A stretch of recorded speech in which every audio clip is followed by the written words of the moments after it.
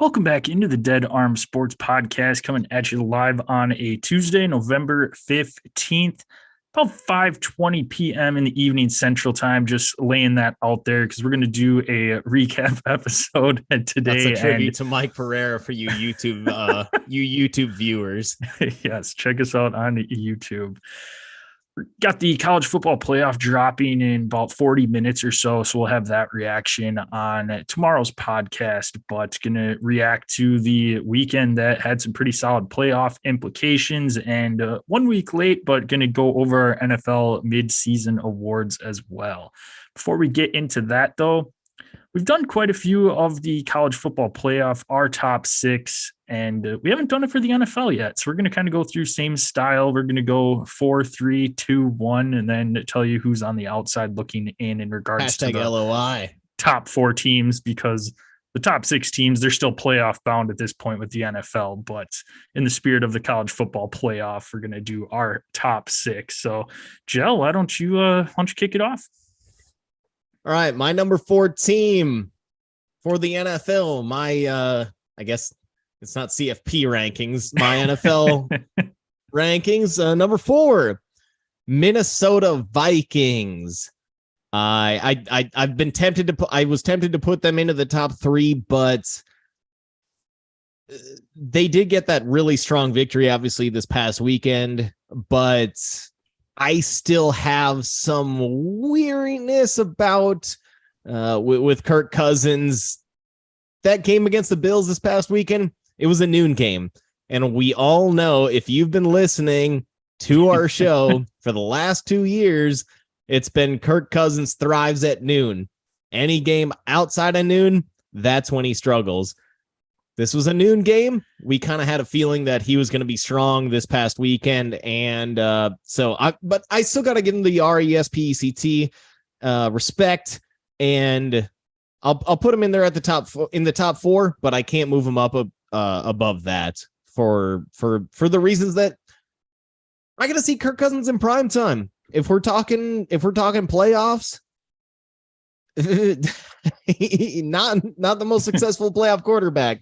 And we know that obviously those playoff games are generally on prime time. So I got to put them there at number 4. Number 3, Miami Dolphins. I am officially a believer. Tyreek Hill, Jalen Waddle, Tua has some sort of rapport. He loves his speedy receivers. They are able to get open. And I think that reminds him of his days at Alabama, where at Bama, he had just this awesome slew of wideouts, speed guys that were always managing to get open. And that's what he's getting right now with that speed of Tyreek Hill and of Jalen Waddle. On top of that, adding in Jeff Wilson Jr., Dolphins gave up a 5th rounder for Jeff Wilson, and that seems to be like a baller of a deal for Miami. That running game is now extremely efficient, extremely explosive. So I love Miami here. I think that they are going to be right there competing for that AFC, or, in that AFC, competing for that AFC title game. But right now they're leading the AFC East. So got to give them some love there. Number 2, Philadelphia Eagles. They are coming off that L to the Washington football commander team, but I can't downgrade them for that. I mean, we all kind of knew they weren't going to go undefeated, never lost, and Washington kind of came out and punched him in the mouth this game. Ran the ball like, 35 times, if not more. Yeah. And they just controlled the game completely. I don't think that I can't take much away from Philly, take anything away from Philly after that game, just given how the game script went. So I still think they're a very solid team. I still have them as the number 1 team in the NFC. And then my top team, and this probably comes to no surprise, Kansas City Chiefs. Patrick Mahomes, he's been able to take he's still running that show with Travis Kelce, and then this new set of weapons really feels like KC's kind of taking a step forward, losing Tyreek Hill. Patrick Mahomes feels, or I should say more specifically, Patrick Mahomes, it feels like he's taken a step forward with that loss of Tyreek Hill, taking a little bit more ownership in that offense. Andy Reid's giving him more responsibility to say, this is your team. You need to make this work because we don't have this safety valve of Tyreek Hill anymore. So make it work with what you got. And he is. Kadarius Toney somehow just got his first career NFL touchdown. I know he's been injured in most of his career, but he just got his first career NFL touchdown this past weekend. That was a shock to me to hear, but as a first round pick, by the way. Yeah. But yeah, I'm a big, Andy Reid, Patrick Mahomes, best QB coach combo in the league. They're my number one team. Like it. Our outside, do you want to go? I can do my and then four. Go outside looking in? Yep. I'll do Perfect. My top four. So I have, the same teams you do, different order. So I've got Miami coming in at number 4 and surprise team of the year so far. Mike McDaniel's done a fantastic job there. Tua's taken a huge step forward after there was talks of him. Who knew if he was even going to be their franchise quarterback long-term, and he stepped in with this new dynamic offense. Again, you had mentioned Tyreek Hill coming over. Jeff Wilson's been phenomenal the last 2 weeks in a Dolphins uniform for them as well, and they're rolling. Everybody, and myself included, each week is like, when are they going to fall off? And they're just not. And I don't think that they will. They're definitely going to be a playoff team and one of the better teams, not only in the AFC, but top 4 in the NFL in my book right now. Number 3, I do have the Philadelphia Eagles. So Eagles fly in at number 3. Maybe a little recency bias with that Washington loss last night, but Washington just showed that if you eat up the clock and shut down that run game, Jalen Hurts still is a little iffy when it comes to that pass game. Didn't have a huge rushing performance yesterday either. So definitely set up a nice blueprint for teams to stifle that Philadelphia offense a little bit. Number 2, I've got Minnesota right now. Minnesota, again, that awesome win against Buffalo this last week and game of the year.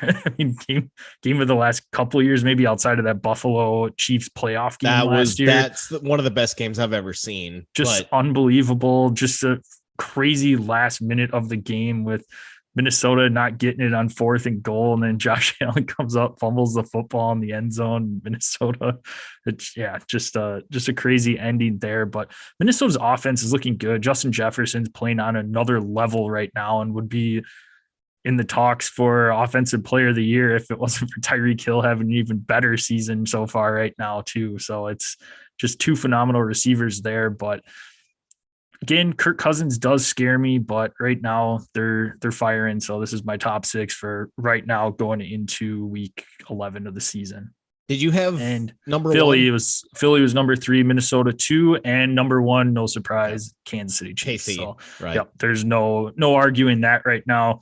I'll just shout out my top or my outside looking in right now. I'll kick it back over to you, Jel. Number 5, Buffalo.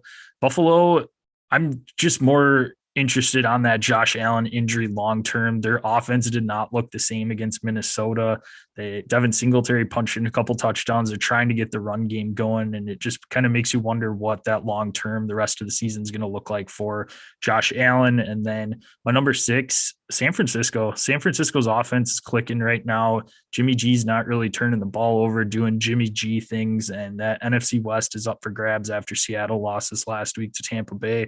And San Francisco's offense, I think, is going to be clicking, and Nick Bosa's having a phenomenal year on the defensive side of the ball too. So San Francisco's my number 6 team.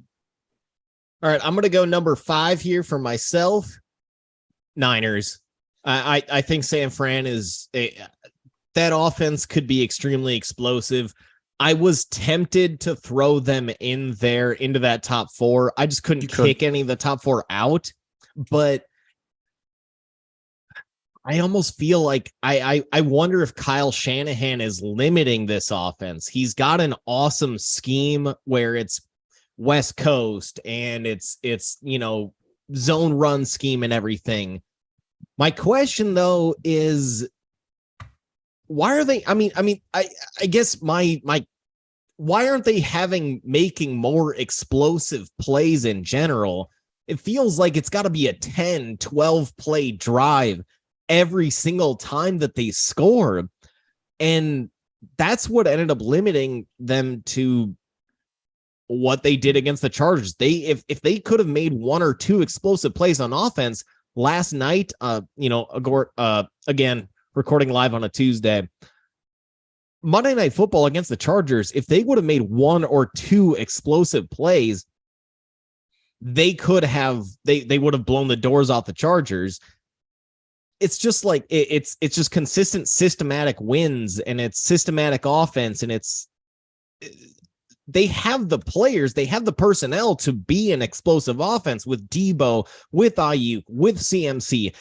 Where the hell is George Kittle? Is he still playing for the 49ers? I haven't seen him all season. Yeah. And it's like I think Shanahan he's like West Coast, my offense, zone run scheme. And I wonder if it's him or if it's Jimmy G or where the limitations are that they're putting on this offense. And I think maybe this is why they drafted Trey Lance, was to have somebody explosive, try to bring in somebody explosive at that quarterback position. But even if Trey Lance was in there, if they were running these same plays, who gives a shit who's at quarterback? I mean, it's a lot of just underneath stuff. It's not, I mean, Debo downfield, you'd think that he'd be a downfield deep ball threat. They're not even trying to get him the ball downfield. It's a lot. It's just slants and wide receiver screens and different stuff like and out routes and that kind of stuff. And the Niners have so many weapons, and this offense should be extremely explosive. But there seems to be a limitation on how explosive this offense is going to be. I still have them in my top 5 because they have proven that they can be. I mean, just with the talent that they have, it should be a really strong team, but I have my question marks as far as in terms of how far this offense can go in the playoffs. And then my number 6 team, dun, dun, dun, dun, strap it in, put your seatbelts on. It's the New York Jets. All right. This squad, seriously, I'm doing this based completely off resume. This is what if we're going college football playoff wise, gotta look at the resume, gotta look at that strength of schedule. They've beaten Green Bay, they've beaten Buffalo, they've beaten New England. They have the defensive player of the year in Sauce, or arguably, or at least defensive rookie of the year, if not, or NFL rookie of the year in Sauce Gardner. We'll get more into that later. I really like this Jets team. Obviously, I have my questions about Zach Wilson, but right now, it was a debate between the Bills and the Jets. And the Jets beat the Bills. Yeah. I don't know if I can trust the Bills the way that Josh Allen is playing right now. He's playing extremely reckless. I get that the Bills have a lot more potential to be excellent than the Jets. That is clear. But the Jets are playing extremely sound football right now. I don't know if I necessarily think the Jets at the end of the year are will finish as the 6th best team in the NFL. But right now, that's how they're playing. I can't give the Bills any love right now. It's because of the way Allen is turning the ball over. I mean, I go back to Brian Daboll, him leaving, and I think that may end up screwing the Bills over here, because Josh Allen right now, he looks similar to how he played his first 2 seasons, which was very reckless, not consistent, missing open receivers, losing his mechanics. And if he continues to play this way, that's going to limit the Bills and their potential. They should have beaten the Vikings. Yeah. You were watching that game, right? Yep. That game should have been, we thought that game was over 3 separate times, but Josh Allen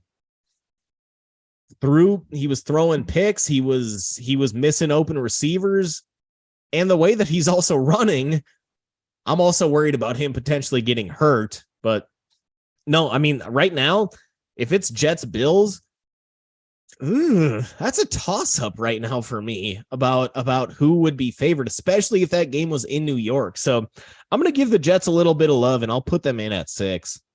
Jets, Jets. Fly, Jets, fly. We can be found at Dead Arm Sports, Twitter, Instagram. Check us out on Facebook at Dead Arm Sports. Be the first thing that pops up. Go to YouTube, type in Dead Arm Sports into that search bar. Will be the first thing that pops up there. Click that nice black and yellow logo. Subscribe. Click the bell so that we know when our live episodes drop. And we always monitor that chat, so you can ask us any questions there. If you do miss out on asking us any questions live, you can find us on our socials. Gel can be found at DasGel. That's at DASJEL. I can be found at DasJPEC. That's at DASJPEC. Give us a follow there. Subscribe, rate, and review the podcast on your favorite listening platform. Send a screenshot. Get you some swag sent your way for free. This was a crazy weekend of college football. There were some huge playoff implications from some of the games, and some teams that are fighting for a playoff spot that did not look very good. I want to kick it off with a game that I didn't really see coming. It was a game that I had said last week on our podcast that at the time, Washington was a very quiet 7-2, and they made some noise getting to 8-2, beating Oregon in Eugene last week at Autzen Stadium. Ended up winning 37-34 there. Tough loss for Oregon at home there. Granted, Washington's a solid football team. Michael Penix has really turned that team around this year and put the team on his back. And my question for you, Gel, we can talk a little. I don't have this game written down, the USC Colorado, because it ended up being a blowout, but it took USC quite a while to get going. Is the Pac-12 done with the playoff? I don't see USC getting in it all, even if they run the table. They've just been beaten up on each other too much lately. And I mean, they still have a shot. That's the only Pac-12 team that does, but I think we're going to be without a Pac-12 team again this year. I was actually watching that Colorado USC game, and Colorado, at least to start off, looked like they were in command. Now the scoreboard will not suggest that at all, but Colorado played too well, at least to start off this game in terms of owning at least the first quarter. They really owned that first quarter. They had an opening drive, and I thought that they made a mistake going for a field goal on a 4th and very short when they should have. I thought they should have gone for it and tried to score a touchdown there to at least start out that game. I mean, really going up 3-0 against USC, you're a 1-8 team. Just fucking go and try to score a damn touchdown. Yeah. Really? Is 3-0 going to do the difference? No, but maybe a touchdown would. Anyways, by the end of the first quarter, or during the first quarter, Colorado took a 3-0 lead. USC got a safety, and that's when that momentum flipped. But and that momentum flip was pretty easy to see. But God, I mean, this is a 1-8 Colorado team that USC was playing. We've got a really juicy matchup coming up that we'll talk about in the next episode, USC UCLA coming up this upcoming week.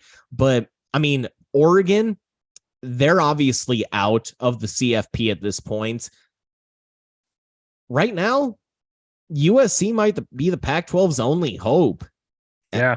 You have to think so. I mean, Oregon-Washington game was extremely close, and Bo Nix was, what really sucks is Bo Nix ended up getting hurt on Oregon's second to last offensive drive. So they had a backup QB in. That ultimately came back to bite them. Yeah. But like you mentioned, Washington's sneaky good, just not sneaky good enough to make the college football to make the CFP. And with Bo Nix and him going down, I don't see a team really in the Pac-12 that I love. I mean, there's going to have to be a ton of stuff that rolls the right way for USC to end up in that top 4. I mean, as competitive as this has been the most intrigued I've been in the Pac-12 maybe ever, because USC is good, UCLA is good, Oregon's good, Washington is good, Utah is good. When's the last time you could say 5 teams from the Pac-12 are strong? This has been this is the maybe arguably the best Pac-12 division of my lifetime, or Pac-12 conference of my lifetime. And they still might not make the playoffs because they may have cannibalized themselves. Yeah. Well, and throwing in Arizona knocked off UCLA 34-28. There you go. So that was another one. So and that knocks UCLA out. Yeah. And I wonder if that's just kind of, they had the big battle for LA coming up the following week, where they may be looking ahead and now looking at Arizona team that you had talked about, that you were putting Utah on upset alert a couple of weeks back with their way that their offense was. Ultimately, they were stymied by Utah's defense there, but Arizona's offense is pretty solid, and they showed it against that UCLA team, and just too much for them to handle in that late slate of games on Saturday. Yeah, I mean, Jaden DeLora is a baller college quarterback, dude. Probably not gonna make the league. Looks like he could be a Canadian Football League standout. Where I mean, just. He's a little small, but the dude can run around. He can make plays.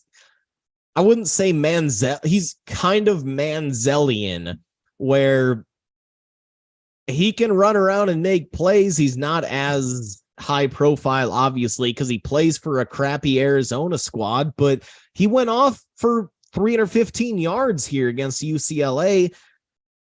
And he's doing shit on the ground too. So I give Arizona a shot against most teams because of him and his playmaking ability. So, yeah, I thought UCLA would come away with a W here, but it's not as big of a shock to me. I mean, especially the way that this game went.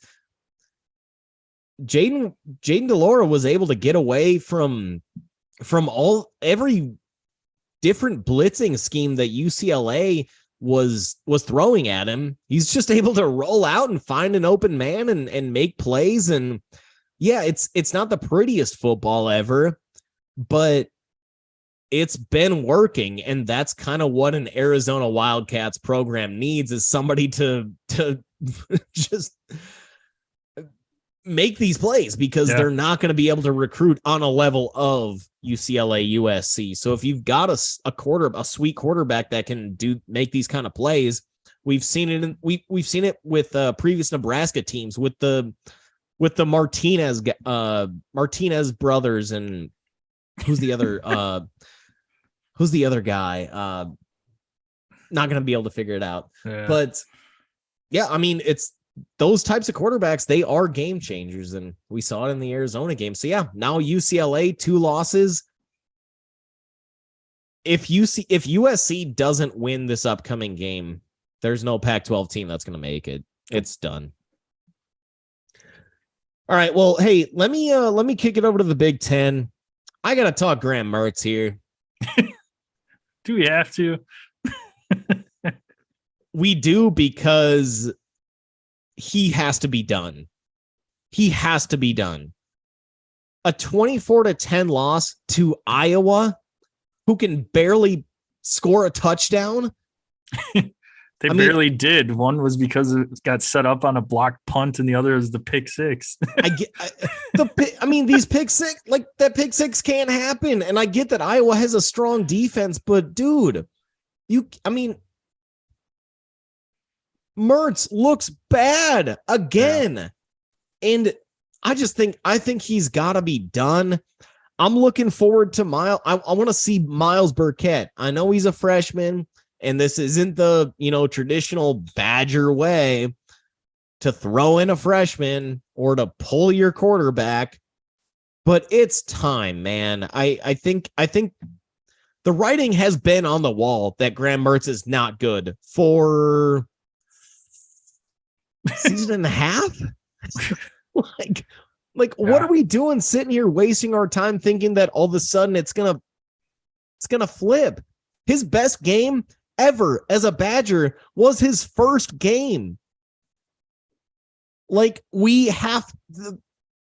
Jim Leonard needs to just fucking pull the rug out from under him, pull his ass off the field, and either put in Miles Burkett or convince Deacon Hill to get out of the transfer portal and stay, because that's all I'm looking forward to now is a quarterback battle between two backups of Miles Burkett and Deacon Hill.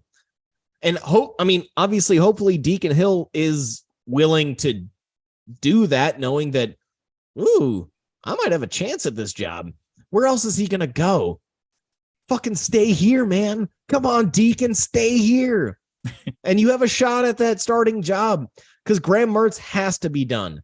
Whether that's him transferring to another school, maybe he can go back home and go to Kansas, go be the starting quarterback at Kansas next year, or the backup at Kansas next year. Just go home, go back to Kansas. I'm cool with that. And we have to start something new in Badgerland with either Burkett or Deke. Again, trying to pull back Deacon Hill out of that portal. But Graham Mertz is bad, man. I don't know how else to describe it other than bad. Yeah. And Paul Chris, former head coach, was the former quarterback for the Badgers a long time ago. And you thought that maybe he'd be able to get Mertz, and you saw him bring in a huge recruit, and just didn't pan out. We haven't seen any biggest quarterback recruit in Badger history. Yep.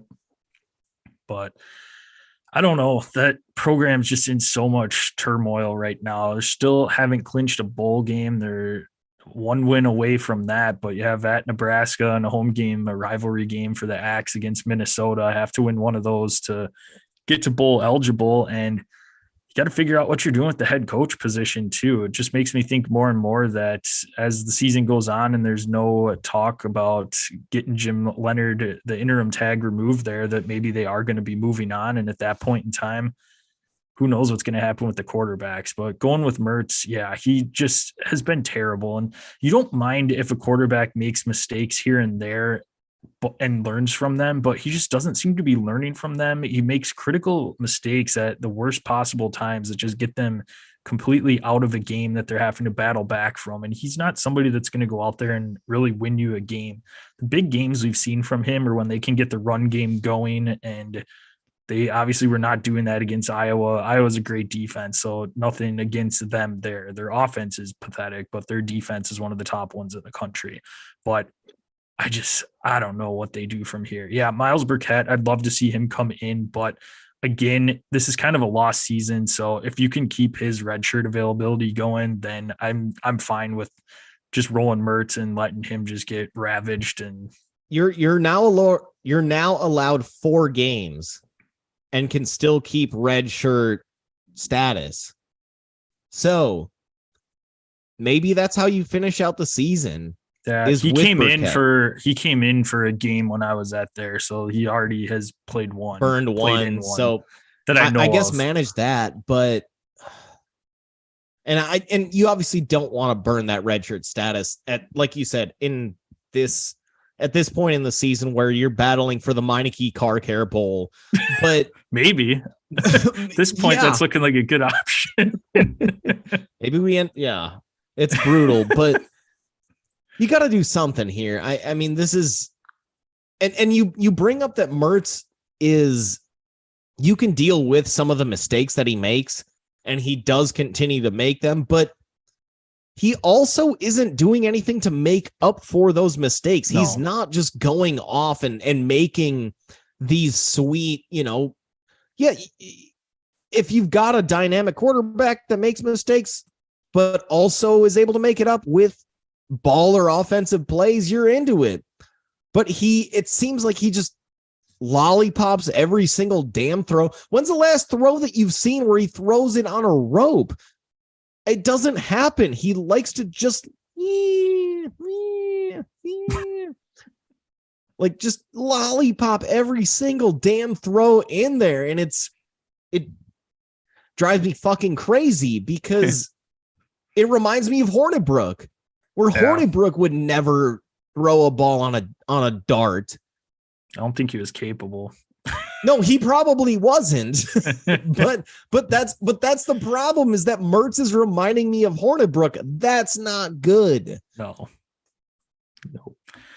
Next game I want to get into, Joe, I think is also one that on your slate. Did this a couple weeks ago for those on YouTube, and got to do it again.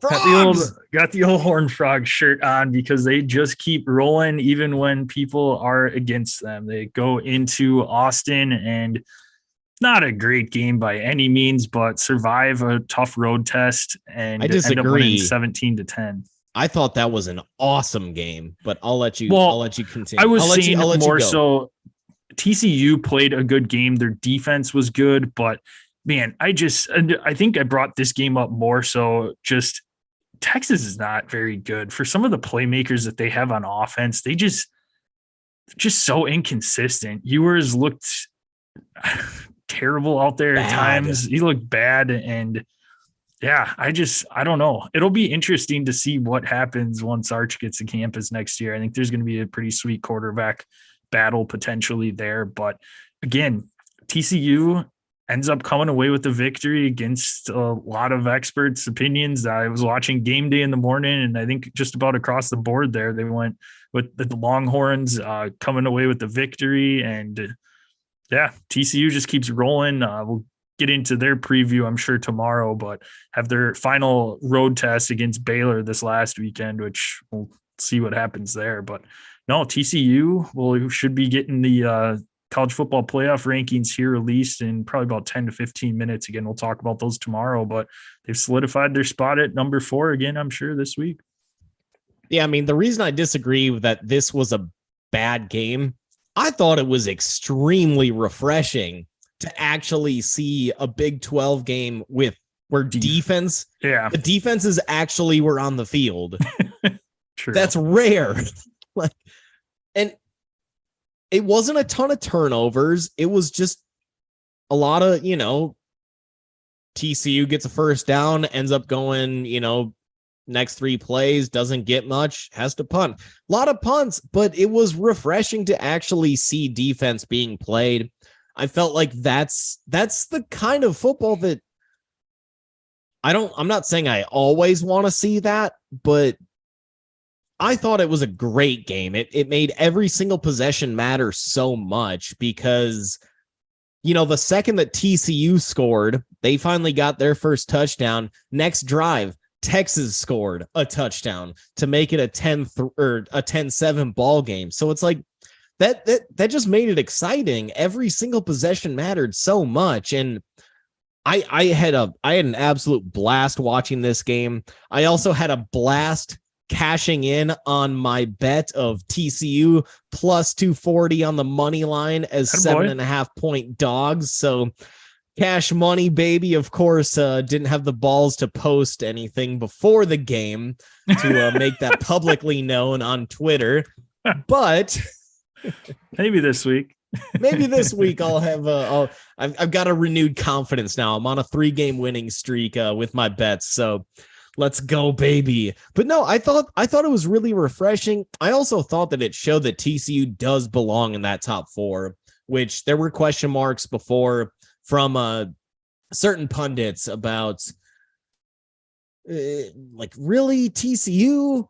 Are they going to be the ones that end up cracking the top 4? Not a big school, blah, blah, blah. It's like, no, now that you saw them beat Texas, you've seen them blow out Oklahoma. Like, any media member that comes in and says, what are the chances TCU actually makes it?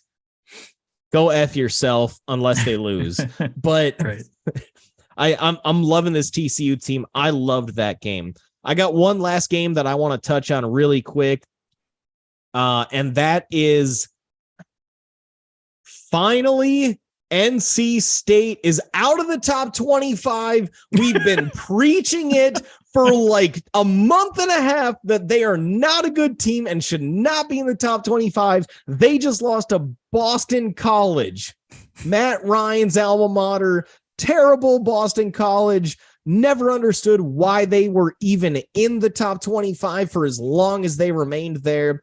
Now, this upcoming weekend, they've got a test against Louisville where they are underdogs. The following weekend against UNC at UNC where they will probably be underdogs. So fuck you, NC State, for remaining in the top 25 for so long. I'm so glad you're finally out. You're going to go on a 3-game losing streak, and I can't be any happier. Nice. I've got 2 games I want to bring up and 3 things, 1 good, 2 bad. I'll start off with one of the bad, and that is Will Levis sucks. Kentucky loses to Vandy at home. Vandy hadn't won an SEC game in, I think, their last 27 or 29 tries over 3 years of games. Hadn't won a game and goes into Kentucky. Will Levis doesn't throw a touchdown pass, and just his stock to me is just falling. I think he's one of those quarterbacks that, he's going to be a good NFL guy. He'll be good NFL guy. He hasn't been good at Penn State or Kentucky in college. I'm out on him, and I hope Bears should be solidified with Justin Fields after the last few weeks there, but I don't want any teams I like going after Will Levis. Good shout out to Vandy. Congratulations on your first SEC win. I tried to get you that against Missouri the other week with my upset picks, but you waited a couple weeks there for me. Last bad thing that I want to talk about is I want to give a quick shout out to the Arkansas ground crew who were dealing with snow and ice on their field and decided that, you know how we should get that off? Let's throw water on the field, because what is snow? Snow is frozen water. You fucking dumbasses. What in the fuck were you thinking? So shout out to the Arkansas ground crew for just being idiots. That is so brutal. And it was so great. Why don't we throw water on the frozen field? Because that makes sense. I mean, I get that they don't deal with snow a ton down there, but come on. But water is ice. You know that, right? Like it's amazing. Amazing. That has to be the low light of the weekend. Yes. I had to do a double take because they said it on the live broadcast, and I had to rewind the broadcast to make sure that that's what they said. And then just absolutely amazing. Speaking of amazing, we are going to be giving away our NFL midseason awards to some outstanding players. We've got a few categories in here. Going to go with our MVP so far: offensive player of the year, defensive player of the year, offensive rookie, defensive rookie, shock of the year, fantasy MVP, and our fantasy bust. So you want to kick it off, Joe? I will start it off with my MVP, Kansas City Chiefs quarterback Patrick Mahomes. I mean, I said going into the year that I did end up picking Lamar Jackson, but I was very, very close to going with Mahomes because all the reports from camp was that Mahomes was as dialed in as he's ever been, really working with a lot of his receivers.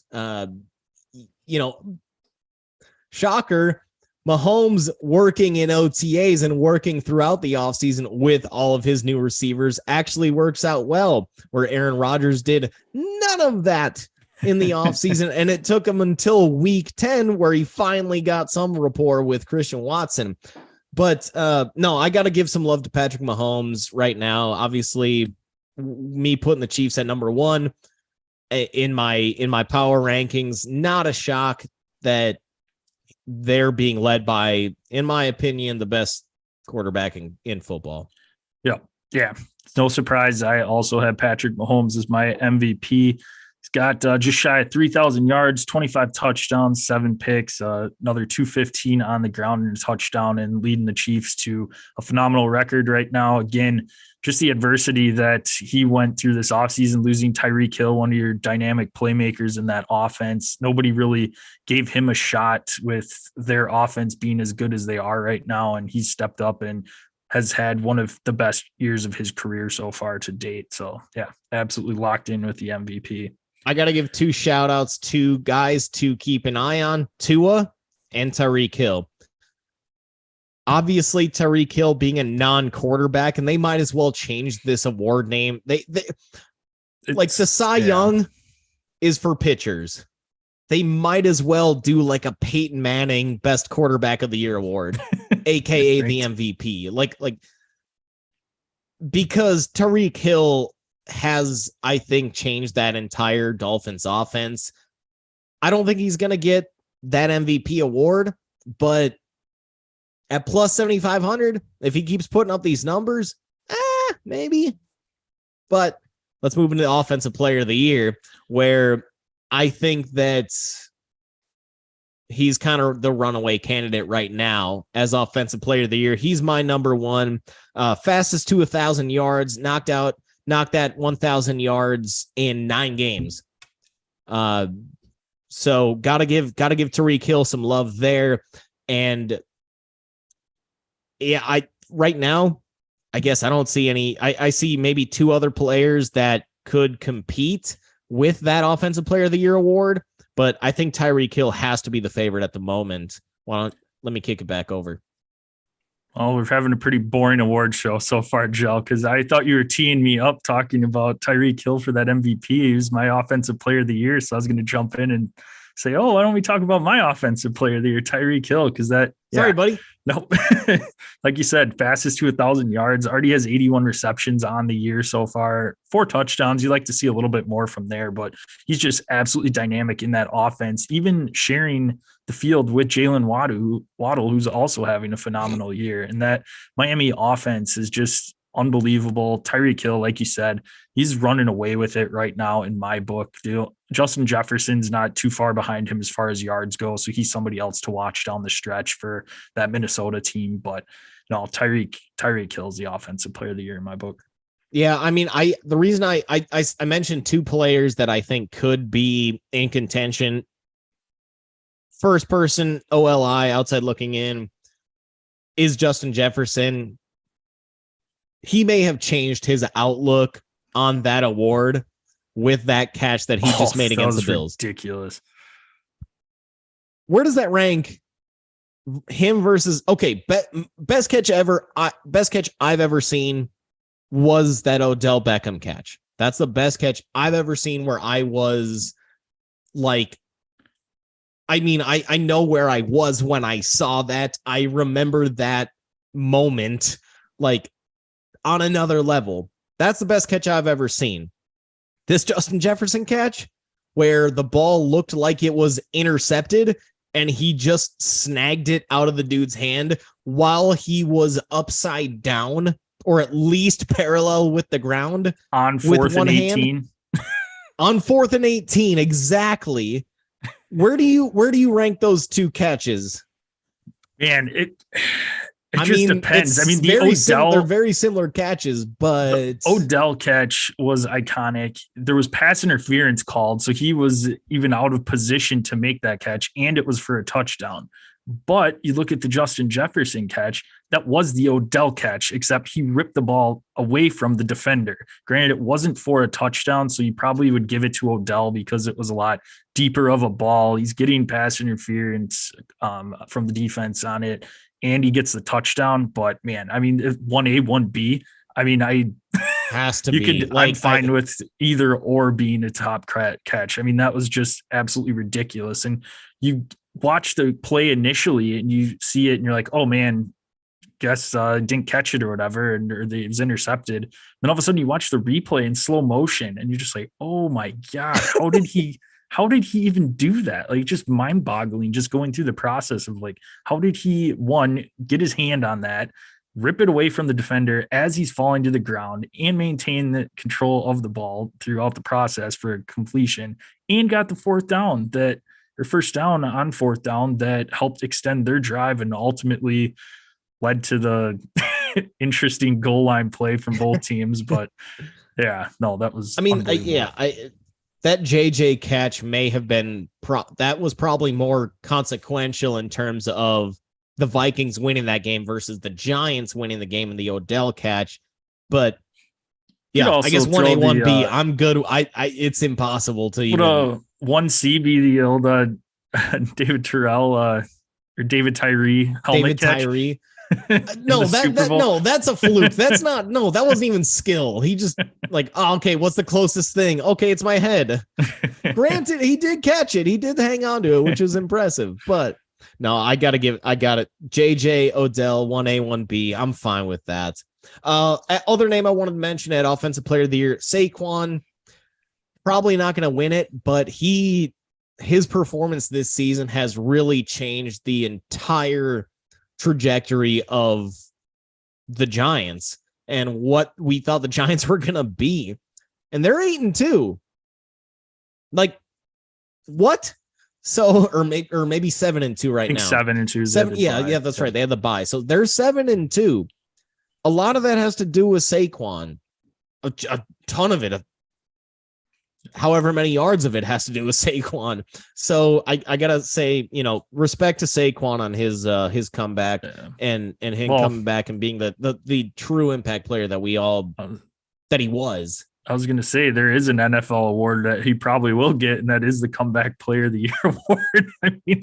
For his phenomenal year that he's had so far. No, I agree completely. Defensive Player of the Year, not really a ton of standouts right now. I think this is probably the closest race of a lot of them. I'm giving the edge right now to Micah Parsons. He's got 8 sacks. The Dallas team is playing pretty well right now. Honorable mention, Nick Bosa, and you had mentioned it at the top of the show, Sauce Gardner, rookie cornerback for the Jets. You could argue he's up there. I mean, he's helped turn around that defense and just an absolute shutdown corner his rookie year so far. But I think right now, Micah Parsons is a huge impact player on that Cowboys defense, and I'd probably give the edge to him right now.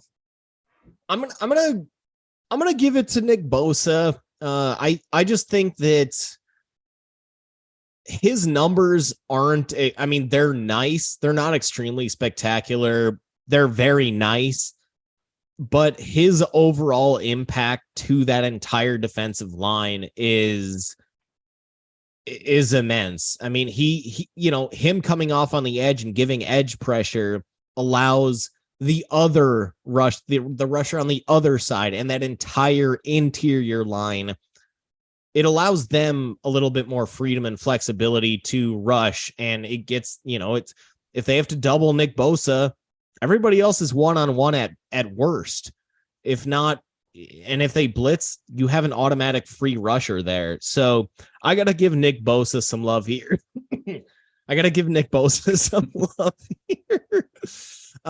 Micah Parsons, absolutely fine pick, but Nick Bosa's just been extremely impactful so far. So gotta give him that love. Like it. Offensive Rookie of the Year. This one was a little bit tough for me. I really like Chris Olave for this, but he slowed down a little bit, and I think it's because of the quarterback play. Andy Dalton's garbage, and they need to go back to Jameis. I mean, Jameis at least makes their offense a little more dynamic, but I think one performance that's been a little bit more impressive for me is Dameon Pierce down in Houston. Houston is terrible, but Dameon Pierce is finding ways to get into the end zone, be relevant, and kind of a nice light on that offense. And he's got 772 yards, 3 touchdowns, another touchdown in the air on 22 catches. So ultimately, I don't know if he's going to hang on to that or get that award. Olave could overtake him. And I think if there's a big second half boom up in Seattle, Mr. Kenneth Walker could also take home that award. But right now, halfway through the season, I think I'd lean Dameon Pierce. I'm going to give it to that man up in Seattle. I'm going to say Kenneth Walker right now. Okay. Since he really took control of that RB1 spot in Seattle, he has been a fantasy darling, and the numbers that he's putting up are incredible. And I think that he's re-identified, or not re-identified, but brought back that Pete Carroll Seattle identity to that Seahawks offense, which is hammer the running game, let the, quarterback needs to make plays, but offense is going to be surrounded by a power, a power back. Well, Marshawn Lynch days. Exactly. Skittles for days. Still thinking about Halloween, 2 weeks later. No, I love Kenneth Walker here. I think he's the best offensive player that's come out of this draft so far. Defensive, we pretty much on the same page. Sauce. I mean, that's where it's Sauce. I mean, Tariq Woolen, 4th round pick for, again, Seattle. That cornerback, Tariq Woolen, he had that pick on the Leonard Fournette to Tom Brady pass in Germany this past weekend on, for Classic. Your Sunday morning loveliness. But no, you got to give it to Sauce Gardner. He looks like Darrelle Revis 2.0. He's going to be in the league for the next 15 years as one of the top guys in the league. So great draft pick by the Jets. Man, they're and pre-injury, we could say Breece Hall was on pace to be that offensive Breece rookie Hall of the year. Been up there too. Yep. So the Jets could have offensive and defensive rookies of the year, and Breece and Sauce had Breece stayed healthy. It's pretty nuts, but good for them. Yep. Next category, shock of the year. Why don't you take that one away, Joe? All right, I'm giving dual awards here. This is a 2-part award. Uh-oh. Pete Carroll and Russell Wilson as my shocks of the year.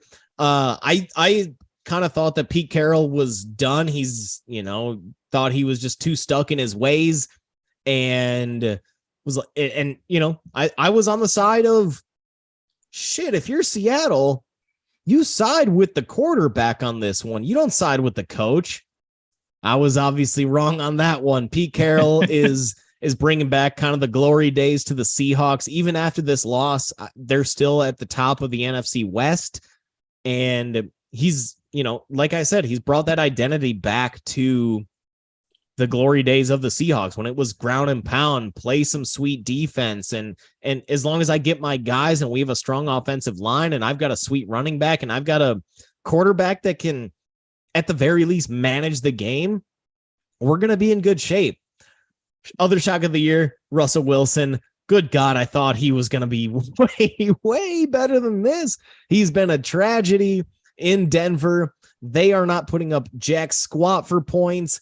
So I've got a positive shock of the year and a negative shock of the year, and they are obviously extremely related to each other. I also have a QB head coach combo for my shock of the year, and Uberflus? No, not Uberflus. Mine is on the good end, and that is Tua Tagovailoa and Mike McDaniel down in Miami.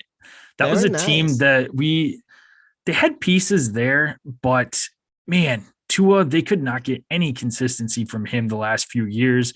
Again, as I talked a little bit earlier on when we were going through our NFL top 10, we didn't even know if he was their future. There was talks that maybe after this year they move on. They were trying to recruit Tom Brady down there to come to Miami, and Tua pretty much told them, hold my beer, and he has been phenomenal this year. He's been consistent and putting up just absolute monster numbers and leading one of the more dynamic offenses in the league. And Mike McDaniel's right in that same boat, came over from the 49ers. You knew their offense was successful over in San Fran, but not a big name that you really heard a ton about, and gets that head coaching job and has done an absolute phenomenal job turning around that Miami program as well. So shout out to both Tua and Mike McDaniel for really giving everybody something fun to watch on Sundays in that Miami Dolphins team. It's awesome seeing Tua, how doubted he was after just being completely shit on that the Dolphins took him over Herbert. Now it's he's looking having a pretty better good season than Herbert. So we may have to revisit that conversation at some point. Yep. Fantasy MVP, I'll kick this one off. I'll save you the fantasy bust or last word to kick off, Joe. My fantasy MVP, I'm kind of looking into the future here a little bit and recency biased. I'm going Justin Fields. Right now, he started off the season and everybody was questioning that Bears offense, and he was throwing for 10, 12, 15 passes a game, just absolutely nothing, just worthless. Somebody that you could have maybe drafted at the back end, and a lot of you probably picked him up off of waivers. And he is the quarterback 4 on the season so far, even after the just atrocious start to the season. He's got just shy of 1,500 yards, 12 touchdowns, 7 interceptions, which definitely nothing to write home about. But he's got 750 yards on the ground and 6 touchdowns. You'd be happy with a running back with those numbers out of your flex spot at the end of the season. And you're getting this production from the quarterback. And he's been doing it against some pretty solid defenses. He had a phenomenal performance up in New England when they got the win on Monday Night Football. And against the Cowboys, they didn't win the game, but still put up solid numbers. And then the last 2 weeks, I mean, Miami just absolutely ridiculous. And this last week against Detroit, another solid performance there. And so you're not really worried about him against some of the better defenses in the league. It's a nice matchup against Atlanta this week. So he's somebody that you could have picked up on waivers. Maybe you were somebody that drafted Trey Lance and had to pivot and there wasn't a ton of quarterbacks out there. So he's somebody that I think could be a potential MVP at the end of the season, not only because of his performance, but helping teams win playoff games that you could have picked up off of waivers. Yeah, I mean, I'm good with that, especially given that you, like you said, you may have picked up off waivers. That's crazy. What's also crazy is these last 3 games where he's putting up these absolutely nuts fantasy points. The Bears are also 0-3. Yeah. Just a reminder. Which, as a Bears fan, I'm happy about probably that. Good with that. Our offense is clicking and looking decent. Fields is looking like he might be the future there and somebody that we were able to work around where we weren't really sure coming into the season. And hey, we're going to have a pretty good draft pick. Hey, I'm totally with you. It feels like a win-win scenario for you and any Bears fan. My fantasy MVP, I got to go Josh Jacobs. RB5 right now, overall number 15. A lot of people had written him off as, God, he's probably not even an RB2. He might be more of a flex option. And he's had a number of really awesome weeks in a row. This past weekend, not so much, extremely cold. And this past weekend was probably closer to what was expected out of him going into the season from at least a lot of the fantasy, high-end gurus. But so far through the season, again, ranked as that RB5, 15 overall, which is awesome. I also have to give a secondary shout out to the Raiders in general for their first round picks.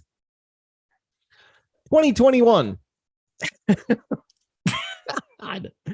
2021 first round pick, Alex Leatherwood, cut. Now he's a Bear. 2020, one of their first round picks, their first round pick, Henry Ruggs, he's in jail. Their second 2020 first round pick, Damon Arnett, cut. Now a free agent because he was on Instagram Live showing up, like making threats with AR-15s. God, what are you doing? All right.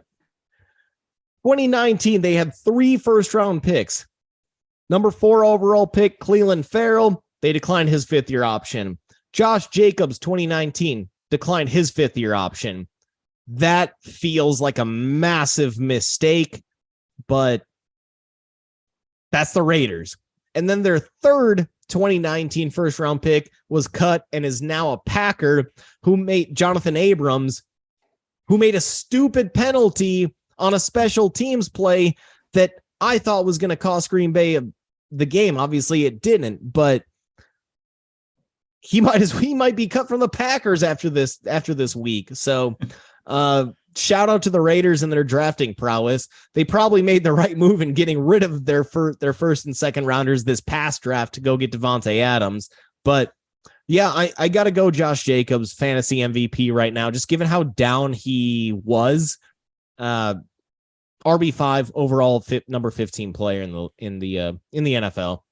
Maybe the Raiders should recruit me to help them draft, as both of our fantasy MVPs are on my dynasty team. So love you love bastard. Speaking of that, what is your fantasy bust so far at the midway point, Joe? I've got 3 players here that I could give it to, but I think the resounding number 1 fantasy bust, and this is a 2-year trend now, is Kyle Pitts. I don't know how he's not putting up numbers. I mean, I guess I get it because of Matt Ryan and Marcus Mariota, but he keeps being looked at as, hey, this guy could finish top 3, top 4 in your tight end rankings. Not even close, man. He's getting no red zone targets.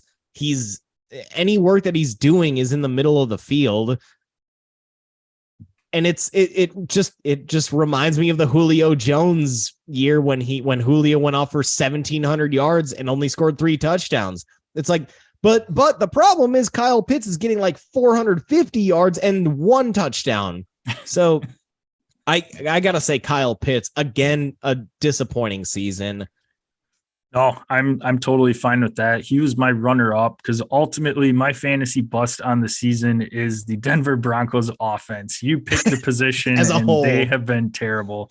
That was an offense. Russell Wilson comes in and he thought that, man, there's a lot of pieces I'd like to have there. Javonte Williams out for the season. Rest of the running backs, irrelevant.